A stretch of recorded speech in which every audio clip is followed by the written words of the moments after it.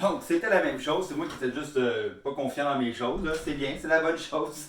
Je sais pas pourquoi j'ai hésité ici. Parce que je l'avais mis dans l'autre équation ici. Puis je disais, ben voyons, ça se peut pas. J'avais tout vérifié tantôt sur Desmos pour que ça fonctionnait. Mais ça fonctionne. C'est bien la même chose. Donc, ça se simplifie. OK? Sans entrer dans les détails, là, ça se divise. Là. Mais disons qu'ici, c'est un petit peu plus complexe. Si tu as une calculatrice qui te permet de le trouver, tu vas le savoir assez rapidement ce que ça donne. Donc, ça veut donc dire que ceci fait que ça se divise par. C'est ça, donne 54 38e. C'est pas très grave, ok? Le point d'intersection, donc le point qu'on cherche, son x, c'est 7 19e, puis l'autre, c'est moins 81 57e. D'accord? Ça, c'est le point d'intersection. Je vais dire, monsieur, sur le graphique, ça aurait été difficile à trouver, effectivement. Donc, je vous invite à le tracer dans Desmos, ici. Si vous entrez ça directement dans Desmos, vous approchez votre doigt, le bout de la souris sur le point d'intersection, et vous allez voir que ça donne. Desmos ne va pas écrire 7 sur 19. OK? Mais si tu prends ta calculatrice, tu fais 7,19, ce que ça donne, là, 0, quelque chose. OK? Ça donne 1,4, je me souviens plus trop. Là. OK? Donc, tu vas voir que ça fonctionne bien. OK? Maintenant, je passe à mon extrême. Vous allez dire, ouais, monsieur, celui-là était déjà pas payé. Ouais, c'est vrai, ça c'est un solide aussi. OK? Mais je voulais surtout te montrer que dans la plupart des droites ne se croisent pas au point 2, 3 ou moins 5, moins 7. Là. OK? Si tu prends une droite au hasard, tu vas voir que ça ne donnera pas toujours quelque chose comme ça. Là. OK? Donc, c'est plus complexe.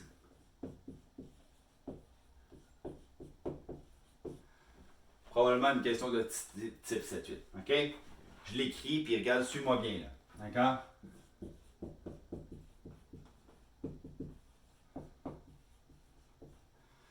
Pas l'équation ici. Le point d'intersection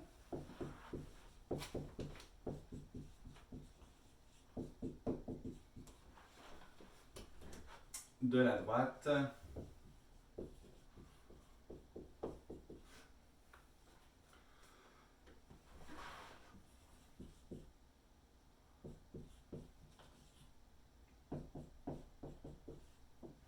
et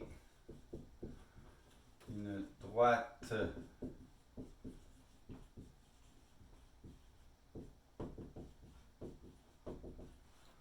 donc détermine le point d'intersection de la droite 3x moins 4y plus 1 égale à 0 et une droite perpendiculaire à celle-ci. OK, donc c'est important de ne pas oublier ce qu'on a appris hier. Donc une droite perpendiculaire à celle-ci, donc perpendiculaire à celle-là, et qui a la même ordonnée à l'origine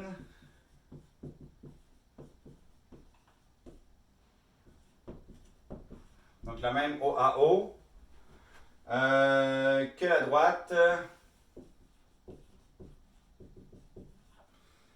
2x plus y moins 5 est égal à 0.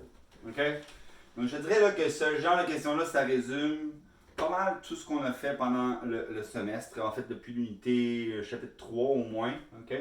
Là-dedans, il y a des fractions, des équations à résoudre, on a comprendre c'est quoi les droites, une droite perpendiculaire, données à l'origine. OK? Donc, c'est quand même assez un bon résumé de tout ce qu'on a fait ce semestre. OK? Donc, lui, il faudrait maintenant désigner c'est quoi la droite numéro 1, droite numéro 2. Donc, moi, supposons que je dis que ça, c'est D1, celle-là. OK? Droite perpendiculaire, donc ça, c'est l'autre. Moi, je l'ai-tu appelé D2, celle-là? Non, moi, j'ai dit celle-là, ça va être D2. OK? Puis la droite perpendiculaire, pour moi, ça va être D3. OK? Donc, je choisis comme ça, là, juste pour que dans ma communication, ce soit clair. Là, je vois juste un paquet de calculs, puis je me souviens plus qu'est-ce qui était quoi. OK? Donc, je commence en premier. Je vais aller calculer la pente de D1. Pourquoi je vais calculer la pente de D1? Parce que j'ai besoin de ça pour ma droite qui est perpendiculaire ici. Donc, tout simplement, on isole Y. J'ai moins 4Y est égal à moins 3x moins 1. Je divise par moins 4 partout et je me retrouve avec y est égal à 3 quarts, un négatif divisé par un négatif, un négatif divisé par un négatif, plus un quart. Oups, il manque mon x ici. Donc, M1 est égal à 3 quarts. Donc, je vais mettre puisque ici, puisque, comme ça ici. Donc, M3, la pente de celle qui est perpendiculaire, va être égale à switch, donc 4 tiers, change de signe. Donc, moins 4 tiers. OK, c'est déjà bon. J'ai déjà celle-là ici. Moi, je cherche un point d'intersection. Je ne cherche pas l'équation de cette droite-là. Là. OK? Mais j'ai besoin de trouver l'équation de cette droite-là pour après ça résoudre le point d'intersection de ça et ça. OK? Deuxième chose dont j'ai besoin, OK, c'est l'ordonnée à l'origine de ça ici. Ça ne devrait pas être trop compliqué. Je vais simplement isoler y ici. J'aurais pu mettre aussi x égale à 0 puis trouver le y. On va voir assez rapidement ce que ça donne. Là. Moins 2x plus 5. Ben, mon ordonnée à l'origine, ça va être 5. Donc, puisqu'elles ont la même ordonnée à l'origine, ça va être 5. Donc, D3, voici sa définition. Ça va être y est égal à moins 4 tiers x plus 5. Et voilà. OK? Donc, ça, j'ai trouvé ma droite. Maintenant, ce que ça veut dire, qu'est-ce que je cherche? Je cherche le point d'intersection de celle-là avec celle-là. OK? Donc, ce que je vais faire, je vais isoler un endroit ici. Je vais isoler y dans D1. Je l'avais déjà fait? Ah oui, je l'avais déjà isolé ici. Il est ici. OK. J'ai même pas besoin de faire cette étape-là.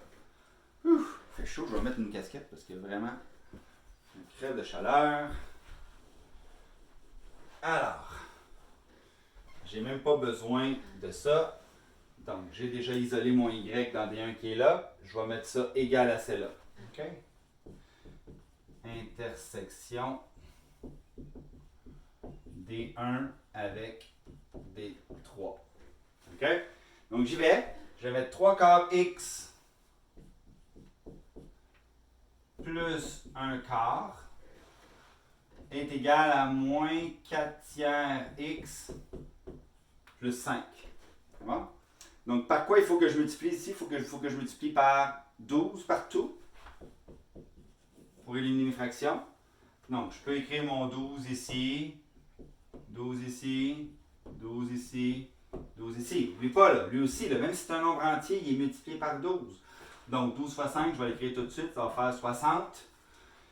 Ici, j'ai un négatif, c'est sûr. Donc, 12 divisé par 3, ça fait 4. Donc, je vais avoir moins 16x. 12 divisé par 4, ça va faire 3, plus 3. Puis ici, 12 divisé par 4, ça va faire 3. 3 fois 3x, 9x. Donc, j'envoie ça de l'autre côté. 9x plus 16x, ça va faire 25x. Est égal à 60 moins 3, donc 57. OK? Et donc, x est égal à 57 25e. D'accord? Donc, il ne faut pas être des fractionnistes. Là, ici, on ne fait pas de discrimination basée sur le type de nombre. Ce nombre-là, il a le droit d'exister comme tous les autres nombres. 57 25e. C'est comme moins 2. Il n'est pas plus important ou moins important que moins 2. OK? Ou plus 4, là, ça va. Donc, c'est un nombre aussi beau et important que les autres. Pas de discrimination. Mais là, je vais continuer. Je vais juste le garder en bas ici. Là.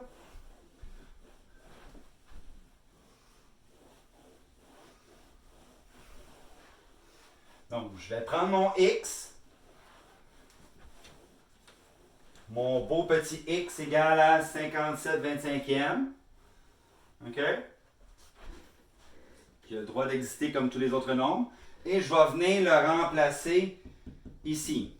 Ça va être le fun, hein? Tu vois un peu vers quoi on s'en va, là? OK? Donc, je vais faire, là, je l'ai gardé ici, là, c'est pas important, là. Ce qu'on a ici, là. Je vais faire sub x égale 57 25e dans D1. OK? Donc, je vais trouver mon Y. Le but, c'est de trouver mon Y. Right? Donc, Y est déjà isolé, j'ai juste besoin de remplacer. 3 quarts fois 57 25e plus 1 quart. OK? Moi, qu'est-ce que j'ai trouvé? J'ai fait le rebord aussi. J'ai trouvé 3 fois 57, donc 3 fois 50, 150, plus 21, 171. 4 fois 25, ça fait 100. Plus, comme j'ai une addition de fractions, ben, je vais le mettre sur des dénominateurs communs. 100 ici, donc je vais faire 4 fois quoi donne 100, c'est 25. 1 fois 25, ça fait 25. 25%, c'est comme un quart, right? Donc, ça veut donc dire que j'arrive à 196 centièmes. C'est bien, ça se divise. Donc ça se divise par 4. Je devrais avoir 49 25e. OK? Donc, tout ça pour te dire que le point d'intersection, qu'on dit des fois aussi la solution du système, là, OK?